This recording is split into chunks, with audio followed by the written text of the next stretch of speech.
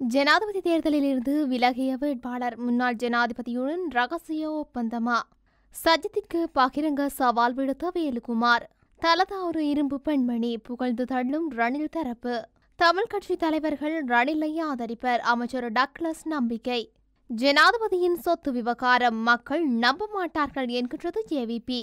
வரி செலுத்துவோருக்கு வெளியாகியுள்ள எச்சரிக்கை. ரணில் பொய் சொல்கிறார், மக்களின் வயிற்று பசி இன்னும் போக்கவில்லை. எரிபொருள் விலைகளில் ஏற்பட்டுள்ள மாற்றம்.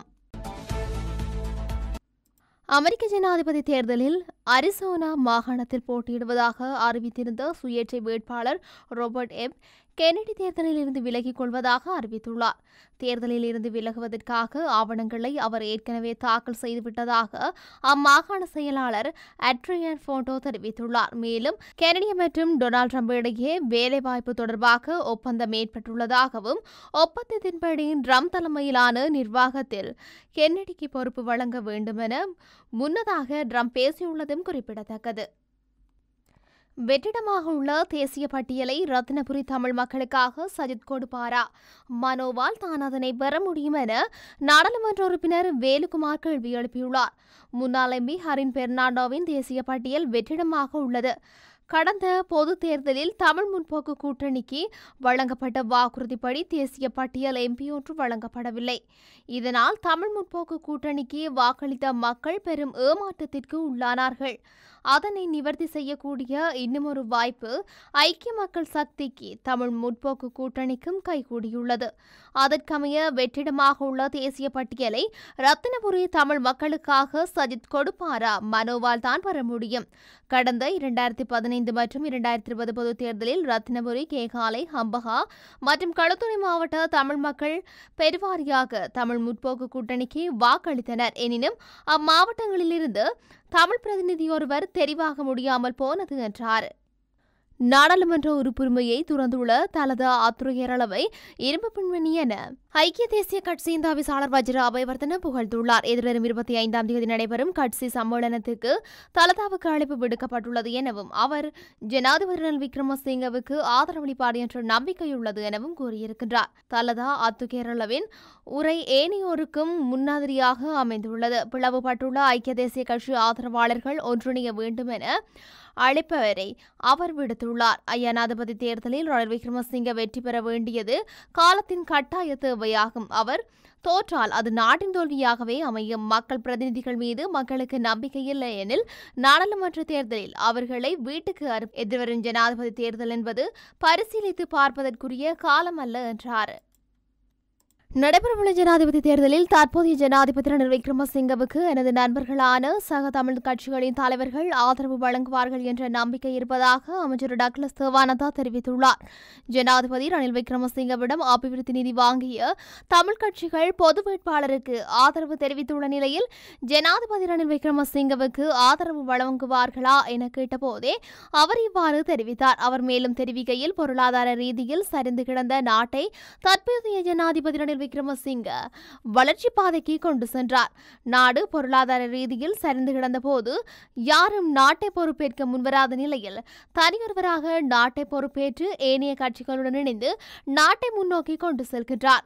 ஈழ மக்கள் ஜனநாயக கட்சி தேர்தல் அறிவிப்புகள் வெளியாகவே ரணில் விக்ரமசிங்கவுக்கு எதிர்வரும் ஜனாதிபதி தேர்தலில் ஆதரவு வழங்குவோம் என கூறிவிட்டோம். தற்போது அநேகமான தமிழ் சிங்கள முஸ்லிம் கட்சிகள் ரணில் விக்ரமசிங்கவுக்கு ஆதரவு வழங்கி வரும் நிலையில் எனது சக நண்பர்களான தமிழ் கட்சிகளும் ஜனாதிபதி ரணில் விக்ரமசிங்கவுக்காக ஆதரவு வழங்கும் என நம்புகின்றேன் என்றார்.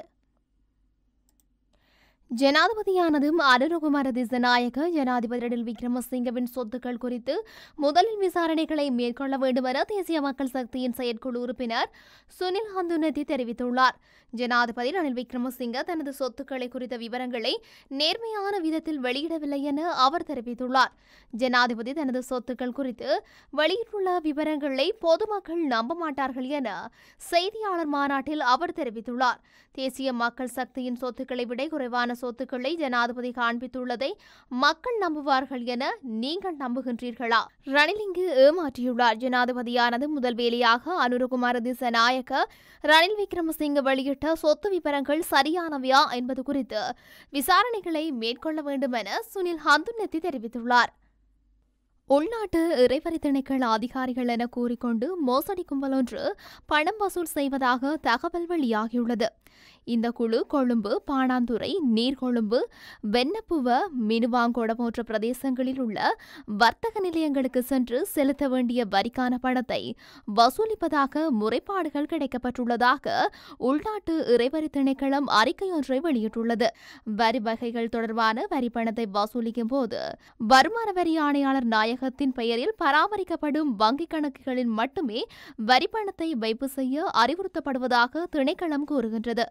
இதை தவிர வேறு எதிலும் பணமோ காசோலையோ வசூலிக்கப்பட மாட்டாது என அந்த அறிவிப்பில் கூறப்பட்டுள்ளது. இதன் காரணமாக மோசடி செய்பவர்களுக்கு பணத்தை வழங்க வேண்டாம் எனவும் அவர்களை சட்டத்தின் முன் நிறுத்துமாறு திணைக்களம் பொதுமக்களிடம் கோரிக்கை விடுத்துள்ளது.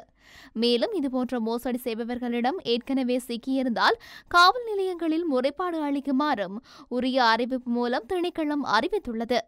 வரிசை யுகத்தை இல்லாமல் செய்தோம் என்று கூறுபவர்களால் நாட்டு மக்களின் வயிற்றுப்பசியை இன்னும் போக முடியவில்லை என்று தொழிலாளர் தேசிய சங்கத்தின் நிதிச் செயலாளரும் மத்திய மாகாண சபையின் முன்னாள் உறுப்பினருமான ஸ்ரீதரன் தெரிவித்துள்ளார். எரிவாயு மற்றும் எரிபொருட்களை பெற்றுக் கொள்வதற்காக நீண்ட வரிசையில் காத்திருந்த நிலைமையை நாம் மாற்றிவிட்டோம் என்று இன்றைய அரசாங்கத்தைச் சேர்ந்தவர்கள் கூறுகின்றார்கள். ஆனால் 2022 ஆண்டுக்கு முன்பு இருந்த பொருட்களின் விலையானது இன்று பன்மடங்காக அதிகரித்துள்ளன. 1300 ரூபாவுக்கு விற்பனை செய்யப்பட்ட எரிவாயு இன்று 3800 ரூபாவாக உள்ளது. அதேபோல பெட்ரோல், டீசல், மண்ணெண்ணெய் போன்ற மும்மடங்காக அதிகரிக்கப்பட்டுள்ளன. அதேபோல் பஸ் கட்டணங்களும் படிப்படியாக அதிகரிக்கப்பட்டுள்ளன. பொருட்கள் சேவைகளுக்கான பெறுமதி சேர் வரியும் 18% அதிகரிக்கப்பட்டுள்ளது. பொதுமக்கள் தமக்கான அத்தியாவசிய பொருட்கள் சேவைகளை கூட பூர்த்தி செய்து கொள்ள முடியாத நிலைமையில் வாழ்ந்து வருகின்றனர். 3 வேளை நிம்மதியாக சாப்பிட முடியாத நிலைமையிலேயே நாட்டு மக்கள் வாழ்ந்து வருகின்றனர். இவ்வாறானதொரு சூழ்நிலையில் பொருளாதாரத்தை கட்டியெழுப்பி விட்டோம் என்று இன்றைய அரசாங்கத்தைச் சேர்ந்தவர்களால் கூறுவதை நாட்டு மக்கள் நம்புவதற்கு தயாராக இல்லை. ஏற்கனவே இந்த நாட்டுக்கு புதிய ஜனாதிபதி ஒருவரை தெரிவு செய்யப்பட வேண்டிய நிலைமை ஏற்பட்டுள்ளது. அந்த வகையில் தமிழ் முற்போக்கு கூட்டணி ஆதரிக்கின்ற ஜனாதிபதி வேட்பாளர் சஜித் பிரேமதாசவை வெற்றி பெற செய்வது எமது கடமையாகும். இதற்காக தொழிலாளர் தேசிய சங்கத்தின் தோட்ட கமிட்டி தலைவர்களும் அரசியல் செயற்பாட்டாளர்களும் முனைப்புடன் செயல்பட வேண்டும் என்று மேலும் தெரிவித்துள்ளார்.